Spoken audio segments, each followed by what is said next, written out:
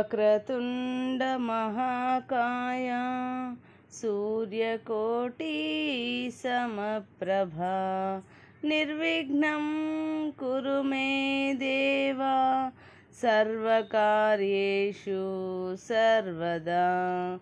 గురుబ్రహ్మా గురుర్విష్ణుః గురుర్దేవో మహేశ్వరః గురుః సాక్షాత్ పరబ్రహ్మ తస్మై శ్రీ గురవే నమః.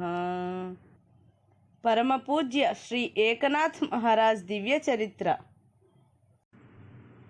ఓం శ్రీ జ్ఞానేశ్వరాయ నమః. 25వ అధ్యాయం. మహారాజ్ చరమ కర్తవ్యం. కాశీయాత్ర. మహాత్ముల యొక్క జీవితాలు కానీ మహాభక్తుల జీవితాలు కానీ పూలబాటగా సాగలేదు. నిరంతరం ముళ్ళబాటలోనే సాగినవి. వారు పడిన కష్టాలు, వారికి ఎదురైన పరీక్షలు వారి ధైర్య స్థైర్యములకు గీటురాయిగా భావించి ముందుకు సాగినారని వారి చరిత్రల ద్వారా మనకు తెలియవస్తున్నది. మహాత్ముల చరిత్రలు మనమెందుకు చదవాలి? చదివి ఏమి సాధించగలం?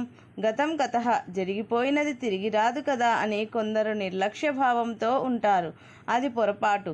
మహాత్ములు, మహాగురువులు, మహాభక్తుల చరిత్రలు చదువుట ద్వారా మన జీవితంలో ఎదురయ్యే చిక్కు సమస్యలను, కష్టాలను సహించేటందుకు కావలసిన ఓర్పు, భగవద్ అనుగ్రహమును పొందుటకు కావలసిన భక్తి యుక్తులు శక్తి రూపంగా మనలో జాగృతమవుతాయి. ఇది అనేకులకు అనుభవమే. సర్వసాధారణంగా ఒక్కొక్కసారి మన పూర్వీకుల యందలి సద్గుణాలను గుర్తు చేసుకొనుట మనలో సద్గుణాలు అభివృద్ధి అవుతాయి. అప్పుడు వారి కీర్తి నిలబెట్టవలనంటే మనమును కీర్తి ప్రతిష్టలు పొందాలని వ్యక్తి మంచి మార్గంలో ముందుకు పోవుట జరుగుతుంది. ఇదే చరిత్రగా మారుతుంది. శ్రీ ఏకనాథ్ మహారాజ్ వారు బయటి వ్యక్తుల నుండి ఎన్నో చిక్కులు ఎదుర్కొని అవన్నీ శ్రీహరి పెట్టే పరీక్షలు లేక లీలలుగా భావించినారు. తన కుమారుడైన హరి పాండిత్యము, కీర్తి ప్రతిష్టలనే దృష్టి ఉంచుకొని తండ్రి సాంగత్యము అక్కరలేదని అత్తవారూరికి పోయి అధ్యాపకుడుగా గురుకులం నడుపుకొనుచున్నాడు. పండిత సభలకు పోయి సంభావనలు, బహుమతులు పొంది సంతోషిస్తూ ఉన్నాడు. ఏకనాథ్ మహారాజ్ను కాశీలోని ఒక పీఠాధిపతి కోపించుట, మరాఠీలో భాగవత రచన చేసినందుకు శిక్ష విధించదనని పిలిపించుట, తదుపరి ఆ రచనా మాధుర్యమును గ్రోలి తన కోపాగ్ని చల్లారగా ఏకనాథులను అక్కున చేర్చుకొనుట, ఆ పైన వారి భాగవత గ్రంథమును గజారోహణము చేయించి సంభావించుట జరిగినది. ఈ సందర్భమందు హరిపండిత్ సుదూర ప్రాంతానికి పండిత సభలందు పాల్గొనుటకై పోయినందున తండ్రి గారి విషయం అతనికి ఆలస్యముగా తెలియవచ్చెను. అయినను తాను పైఠన్కు పోయి తండ్రిని ప్రశంసించవలెనని అనిపించలేదు. మరాఠీ భాషను గర్హించి వచ్చేసినాడు. తిరిగి ఇప్పుడు పొగడుట ఎట్లు పొసగును? కొన్ని సంవత్సరములు గడిచినవి. ఏకనాథ్ మహారాజు వారితో పైఠన్లో వ్యతిరేకించిన వారిలో చాలా మార్పు వచ్చినది. కాశీలో గంగామాతయే భాగవత గ్రంథమును స్వయంగా తెచ్చి సమర్పించిన విషయం తెలిసి వారంతా తమ ప్రవృత్తిని కూడా మార్చుకొన్నారు. కొందరు మహారాజ్ వారితో పాటు కాశీయాత్ర చేయుటకై నిశ్చయించుకొని మహారాజ్ను తమతో రమ్మని కోరిరి. మహారాజ్ వారి ధర్మపత్ని గిరిజాబాయితో సంప్రదించగా ఆమె కూడా కాశీయాత్రకై వచ్చేదనన్నది. ఉద్ధవుని కూడా తమతో తీసుకొని పోవుటకు నిర్ణయించుకొని పూజాధికములన్నీ గావబాకు మరికొందరు శిష్యులకును అప్పగించినారు. భగవద్ ఆరాధన ముగించి అన్న సమారాధన చేసి పరమాత్మను ధ్యానించి అందరితో కాశీకి ప్రయాణమైనారు. దారి నడుస్తూ నామ సంకీర్తనలు చేస్తూ ఉంటే ప్రయాణము చేసినట్లే లేదు. వారితో కూడి నడిచేవారికే ఆశ్చర్యమేసినది. దినదినము కొన్ని క్రోసుల దూరం నడుచుట, అనువైన గ్రామంలో భిక్ష చేయుటకై పోగా శ్రీ ఏకనాథుల వారి పేరు వినగానే ఆ గ్రామ పెద్దలు వచ్చి సాదరంగా తోడ్కొని పోయి షడ్రసోపేతమైన విందు చేసేవారు. అక్కడ వారున్నంతసేపు నామ సంకీర్తనలు, భాగవత కథా ప్రవచనములు చేయించుకొని వారి కథామాధురికి పరవశించినారు. ఆ విధంగా పయనించి అందరూ కాశీ చేరుకొన్నారు. గంగా స్నానంతో సమస్త పాపములు, అమంగళములు పరిహారమై పునీతులైనామని ఆనందించినారు.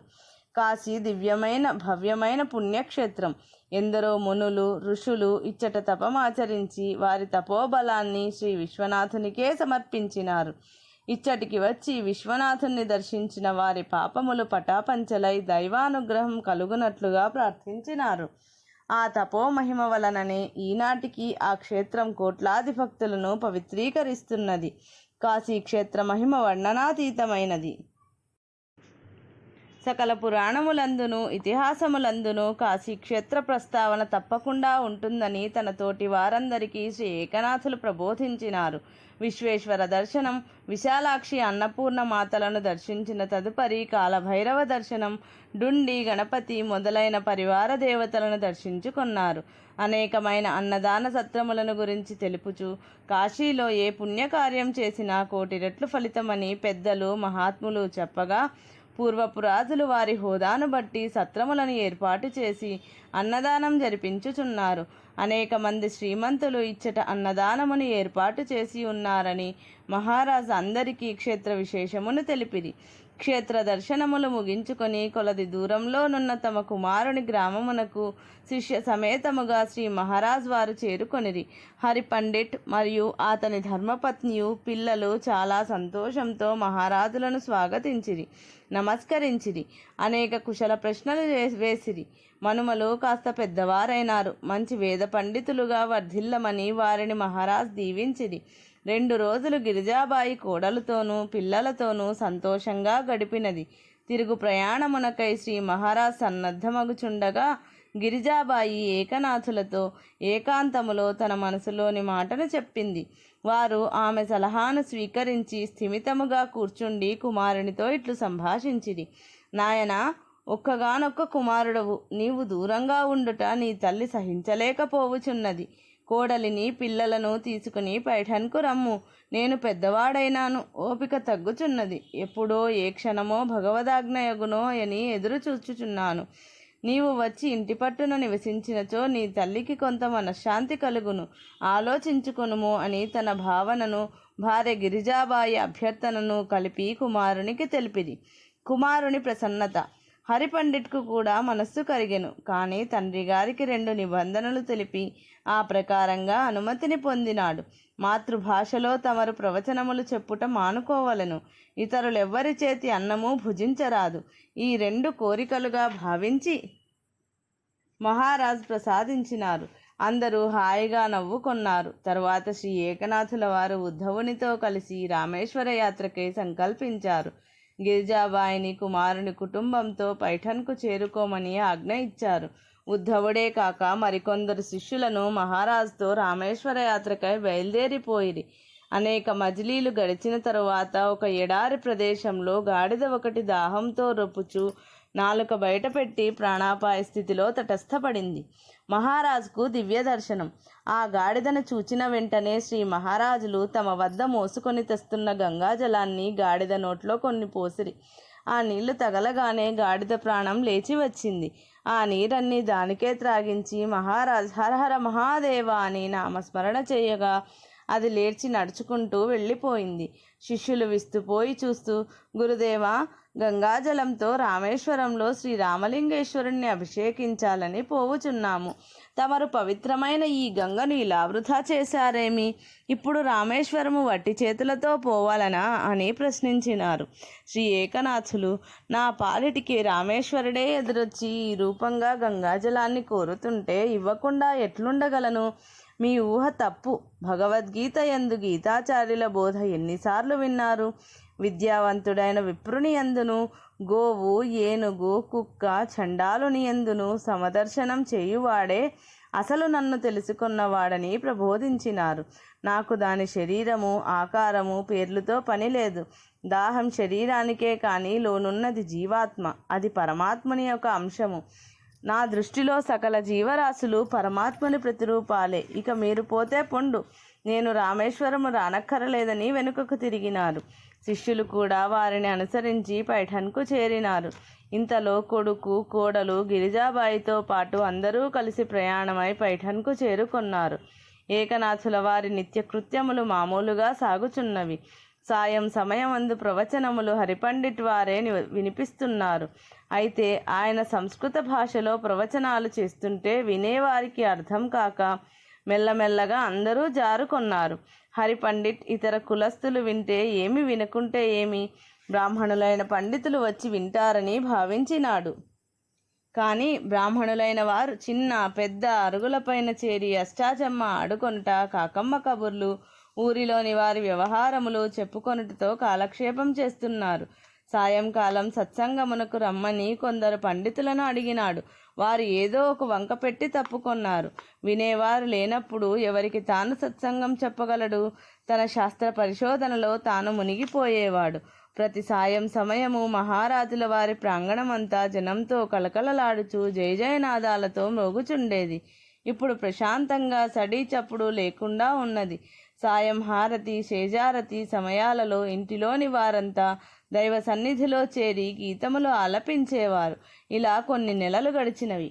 ఏకనాథ్ గారికి భిక్ష ఇస్తే 1000 మంది బ్రాహ్మణులకు సమానం. ఒకనాడొక ముదుసలి స్త్రీ వచ్చి ఏకనాథుల వారికి పాద నమస్కారము చేసింది. మహారాజులు సాదరంతో లేవనెత్తి, తల్లి, నీవు నా తల్లి వంటి దానవు, ఎందుకిలా నన్ను కించపరుస్తూ నమస్కరిస్తావు?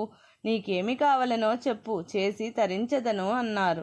అప్పుడు ఆమె, ఆర్య, నేను ఏ పుణ్యమున్నో చేసి ఎరుగను. ఒక సజ్జనుడికి భోజనం పెడితే 1000 మంది బ్రాహ్మణులకు అన్నం పెట్టిన ఫలితం ఉంటుందని మా పూర్వులు చెప్పిన మాట గుర్తుకొచ్చింది.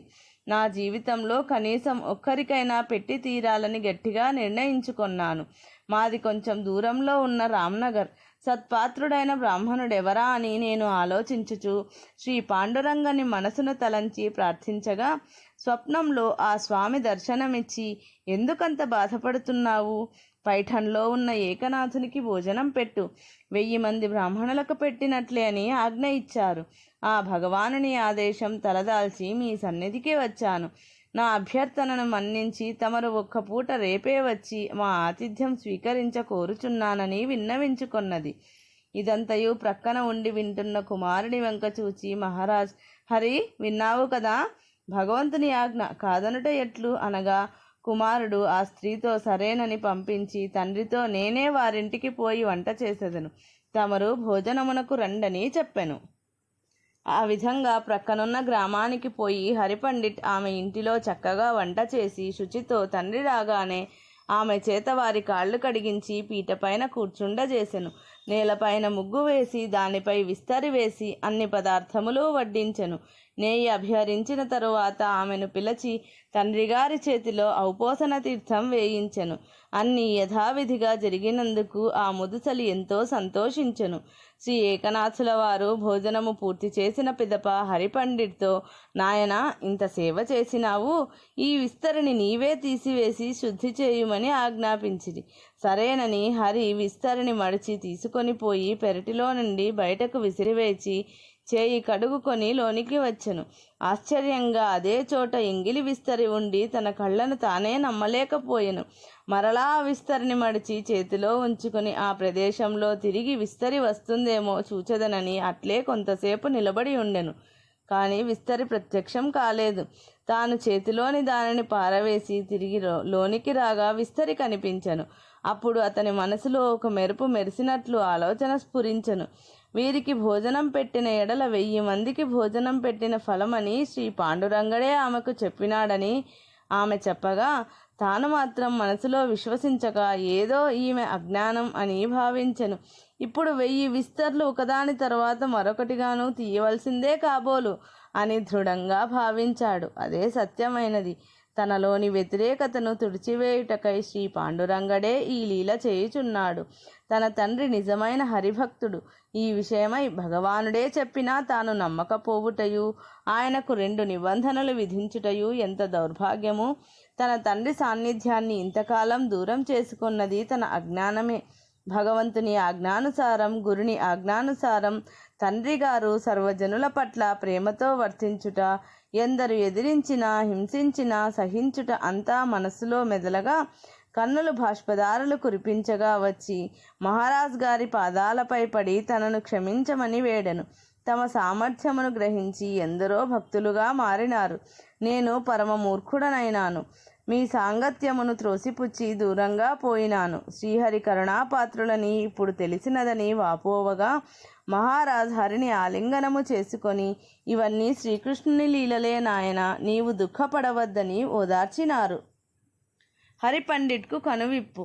ఆ రోజు ఓపికతో 1000 ఎంగిలాకులు ఒకదాని తరువాత ఒకటిగా తీసివేసి ఎంతో అలసిపోయినాడు. సాయంకాలం తండ్రిగారి నామ సంకీర్తనలో పాల్గొని హారతి తీసుకొని వేళలో అతనిలోని ఆవేదన, అలసటంతా మటుమాయమైనది. ఆ రోజు నుండి మాతృభాషలో మహారాజు వారి ప్రవచనములు ప్రారంభమైనవి. అందరితో పాటు హరిపండిట్ కూడా విని పరవశించేవాడు. ఏకనాథుల మనుమలు తాతగారితో పాటు సంకీర్తనలు చేయుట యందు నిమగ్నమైనారు. ఈ విధంగా మహారాజుల వారి పట్ల అందరికీ సద్భావనలు కలిగి భగవద్ అనుగ్రహాన్ని చూరగొన్నారు. రామకృష్ణ హరి జై జై, పాండురంగ హరి జై జై. ఇది శ్రీ ఏకనాథ్ మహారాజ్ వారి దివ్య చరిత్ర 25వ అధ్యాయము సంపూర్ణం.